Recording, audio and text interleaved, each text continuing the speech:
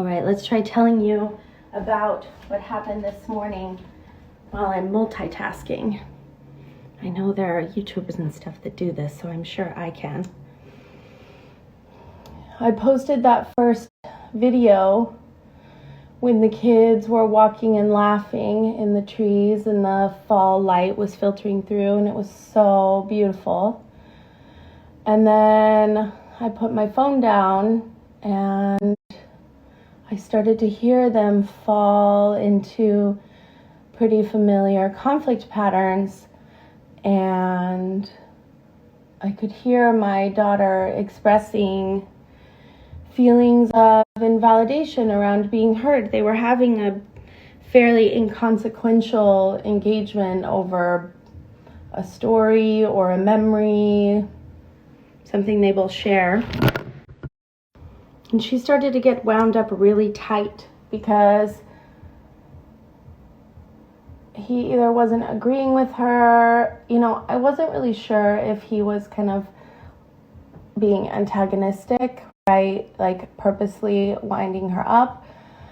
But, in addition to wanting him to learn to curb that kind of behavior, I also want both of them to learn how to step out of those patterns, how to identify and step out of those reactive patterns, like I am trying to do. And so I asked them to stop and to individually define for me the need that needed to be met. Really asking them, we're not talking about the other person. What are you looking for? What would help you feel good right now? And he said, I don't understand what she's saying. Maybe that's true, maybe it's not. But the real issue in this situation is that she is so attached to what he is saying. She believes it to be true. She feels like he needs to be different. Something about him needs to change in order for her to feel calm, regulated, safe, good. And I need her to start seeing how that kind of attachment is what is going to continue to cause her pain over time. And so once she had defined, I need him to I need something from him, I told her to imagine herself like a choo-choo train, and I got kind of silly with it. So you're the choo-choo train, and you're going along the track, and I'm running my hands like this, and I'm moving along the path like a choo-choo train, and showing like, yeah, I'm free, I'm a choo-choo train, I'm having fun. And then now you're coupling yourself, you're hooking on, and I grab his hand, and I said, now look what happens. And he, of course, playfully starts pulling backward against me. And so I'm showing her, I really want to be my choo-choo train self, but I've got this. And I'm holding his arm. That's important too. Because when I ask her, what needs to change for me to be back to being my choo-choo train self? She said, he needs to. And I said, look at the arrangement. I am holding on to him. What happens if I let go? And of course, once I had released my grasp on him, I shot forward, choo, choo, choo, choo, choo, just choo-chooing my way through the forest, really playfully pointing out how this doesn't serve us. And that right there is the work. The work isn't the thing I just told you.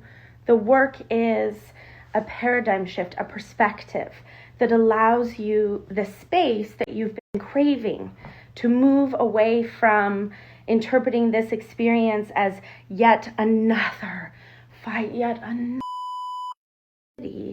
just disagreement over nothing. And I would get caught up in that part, in the story about how my kids are always fighting and it's always like this, and then I would come at them short.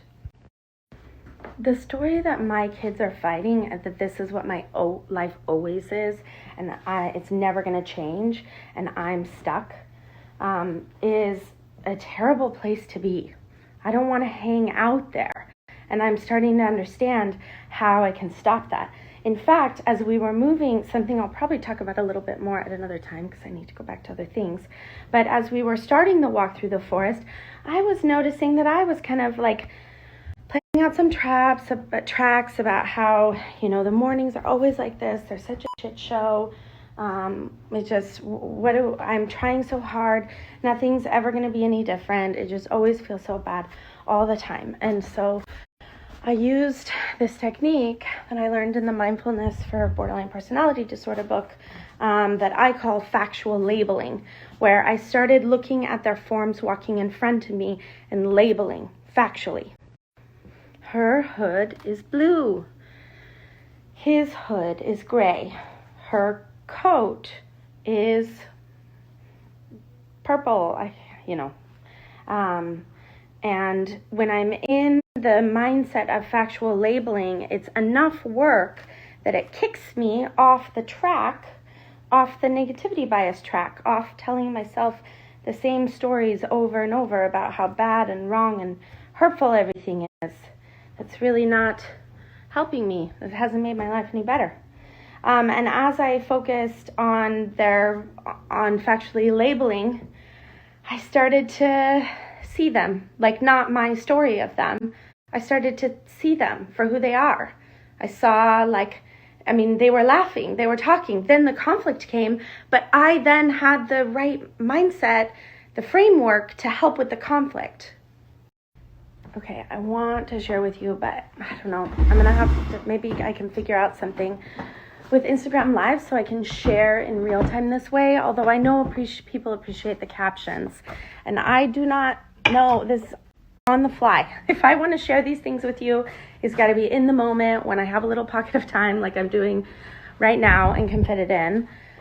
But I know people are watching through with captions. I think maybe I'll put a poll up and, if I was choosing between continuing to do Instagram stories with this disjointed format because it kicks me off, and then I'm not going back. I need to move on and not be doing this anymore. So do I deal with this faultiness because for the captions, or do I move to Instagram Live, which will just be one straight shot?